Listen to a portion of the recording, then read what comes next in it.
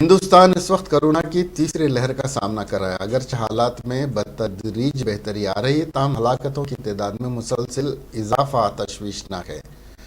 گزشتہ 24 گھنٹوں کے دوران جان لیوا وبا سے 893 مریضوں کی موت ہوئی ہے، جبکہ کل یہی تعداد 871 تھی۔ یہ راحت کی بات ہے کہ صحت یاب ہونے والوں کی تعداد نئے کیسز سے زیادہ ہے۔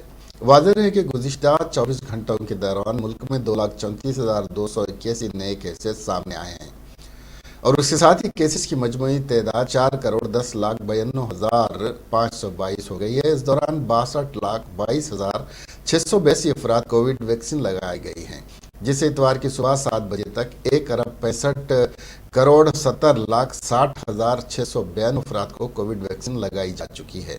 مرکزی وزارت صحت اور خاندانی بہبود کی طرف سے اتوار کو جاری کردہ اعداد و شمار کے مطابق اس وقت ملک میں کورونا کے ایکٹیو کیسز کی تعداد 18,84,937 ہے، جبکہ ایک روز قبل یہ تعداد 20,04,333 تھی۔ یعنی گزشتہ 24 گھنٹوں کے دوران ایکٹیو کیسز کی تعداد میں 1,19,396 کی کمی آئی ہے۔